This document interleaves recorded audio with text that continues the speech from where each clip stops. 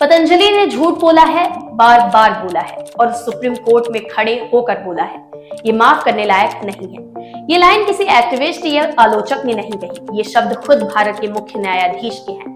सच बोलने वाले संत बहुत विरले होते हैं और जब वो दुर्लभ संत आपके घर की टीवी स्क्रीन पर योग करते करते आपको गिलोय की गोली बेचे, तो समझ लीजिए भारत में ब्रह्म ज्ञान अब एमआरपी के साथ आता है, जिसने योग को विज्ञापन बना दिया और आयुर्वेद को इन्वेस्टमेंट पोर्टफोलियो। तो सवाल ये है, क्या बाबा रामदेव और पतंजलि को अब भी माफ किया जाना चाहिए?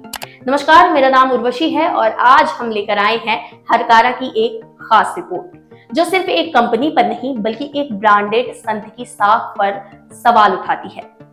दवाओं के झूठे दावे जब विज्ञान को सिरे से नकारा गया। हरकारा की जांच में खुलासा हुआ कि पतंजलि ने कोरोनिल को WHO सर्टिफाइड कोविड दवा बताकर बेचा, जबकि विश्व स्वास्थ्य संगठन ने कभी ऐसी कोई मंजूरी नहीं दी। दिल्ली हाई कोर्ट ने 2022 में पतंजलि को फटकार लगाते हुए कहा कि यह न सिर्फ गुमराह करने वाला बल्कि जन स्वास्थ्य से खिलवाड़ है। इसी तरह 2015 में भारत सरकार के ड्रग कंट्रोल ने पतंजलि की 6 दवाओं को प्रतिबंधित किया था, क्योंकि वे अप्रूव्ड नहीं थी और झूठे दावे करती थी। इसके बावजूद पतंजलि का प्रचार लगातार जारी रहा, टीवी से लेकर रामदेव के मंच तक। विज्ञापनों का मायाजाल, जब देशभक्ति के नाम पर झूठ परोसा गया।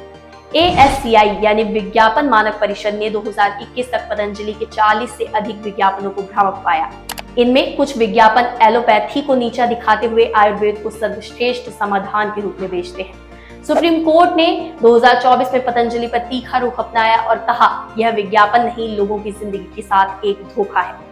कोर्ट ने यहां तक कहा कि बाबा रामदेव का अहंकार कानून से ऊपर नहीं है। जमीन के खेल, संन्यास के लबादी में जमीनों की लूट।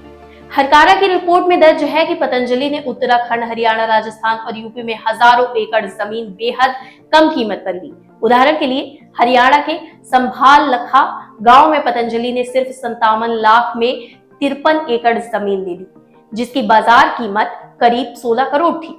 रिपोर्ट्स में यह भी सामने आया कि कई जमीनें ऐसी थीं जो अनुसूचित जातियों के नाम पर आरक्षित थी और उन्हें गैर कानूनी तरीके से ट्रांसफर किया गया। RTI और कोर्ट केस के दस्तावेज हरकारा ने सार्वजनिक किए हैं, जिससे यह जाहिर होता है कि जमीनों की ये डील्स सिर्फ बिजनेस नहीं, सत्ता की मिली भगत का नतीजा थी। टैक्स छूट और NGO घोटाले, लोक सेवा की आड़ में निजी मुनाफा। पतंजलि को चैरिटेबल ट्रस्ट बताते हुए करोड़ों की टैक्स छूट मिली, लेकिन असलियत यह है कि 2010 से 2017 के बीच रामदेव की संस्थाओं ने करीब 10,000 करोड़ का व्यापार किया, जिसमें से ज्यादातर मुनाफा NGO के जरिए सद्भावना में छिपा दिया गया। इन संस्थाओं को आयकर छूट मिली, लेकिन बाद में जांच में पाया गया कि पैसा निजी निर्माण, फार्मा ट्रेडिंग और रियल एस्टेट में लगा दिया गया। FDI नियमों की धज्जियां, स्वदेशी कहकर विदेशी निवेश। रामदेव और आचार्य बालकृष्ण हमेशा स्वदेशी की दुहाई देते हैं, लेकिन हकीकत यह है कि पतंजलि से जुड़ी कंपनियों में विदेशी निवेश हुआ है, खास तौर पर बालकृष्ण की कंपनी रुचि सोया में।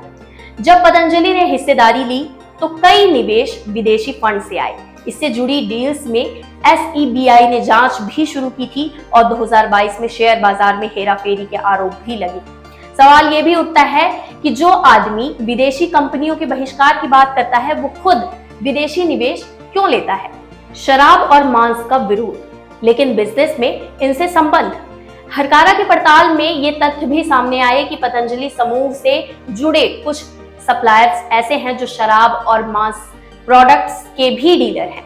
इसके अलावा पतंजलि के कुछ व्यापारिक साझेदार FMCG मार्केट में उन्हीं कंपनियों के साथ गठजोड़ रखते हैं जिनके खिलाफ रामदेव भाषण देते हैं। इस दोहरापन ने बाबा की छवि को गंभीर रूप से नुकसान पहुंचाया है। पतंजलि और बाबा रामदेव को विभिन्न राज्य सरकारों द्वारा जो ज्ञात भूमि आवंटित या लीज पर दी गई है, उनमें कुछ इस प्रकार है। हरिद्वार, उत्तराखंड, पतंजलि योगपीठ और विश्वविद्यालय के लिए बड़े पैमाने पर भूमि आवंटन। नोएडा, उत्तर प्रदेश, पतंजलि फूड और हर्बल पार्क के लिए भूमि आवंटन, जहां रियायती दरों पर जमीन दी गई। महाराष्ट्र, विदर्भ क्षेत्र में खाद्य प्रसंस्करण इकाई और अन्य परियोजनाओं के लिए भूमि। असम, पतंजलि हर्बल और फूड पार्क के लिए जमीन। मध्य प्रदेश, औषधि और खाद्य उत्पादों के लिए विभिन्न स्थानों पर भूमि आवंटन। छत्तीसगढ़, जड़ी बूटी खेती और औद्योगिक इकाइयों के लिए भूमि लीज। हरियाणा, कृषि और औद्योगिक प्रयोजनों के लिए भूमि आवंटन। राजस्थान, विशेष आर्थिक क्षेत्र और औद्योगिक इकाइयों के लिए जमीन। गुजरात औद्योगिक इकाइयों के लिए भूमि आवंटन। इनमें से कई भूमि आवंटन रियायती दरों पर किए गए और कुछ मामलों में विवादास्पद रहे हैं, जहां आरोप लगाया गया कि सामान्य प्रक्रियाओं का पालन नहीं किया गया या विशेष लाभ दिए गए। हालांकि सरकारों ने इन्हें आमतौर पर निवेश और रोजगार सृजन के लिए प्रोत्साहन के रूप में न्यायोचित ठहराया है। कुछ मामलों में भूमि के उपयोग या आवंटन की शर्तों के उल्लंघन के आरोप भी लगे हैं, जिससे विवाद उत्पन्न हुए हैं। कुल मिलाकर बाबा की दादागिरी सिर्फ दूसरी कंपनियों को धर्म के नाम पर बदनाम करने या अपना माल बेचने के लिए एलोपैथी को निशाने पर लेने और भ्रामक दावों तक ही सीमित नहीं है, बल्कि बाबा के साम्राज्य की नींद में मजदूरों की पिटाई से लेकर जमीनें कब्जाने और सरकारी रसूख का इस्तेमाल कर टैक्स चोरी के भी बेशुमार किस्से ही किस्से हैं। भारत का कानून कभी बाबा को शिकंजे मिलेगा, ये जरूर देखने वाली बात होगी। हरकारा की रिसर्च यह बताने के लिए काफी है कि पतंजलि अब संस्कारों का नहीं, एक संगठित ब्रह्मजाल का नाम है। फिलहाल के लिए बस इतना ही। बहुत बहुत शुक्रिया।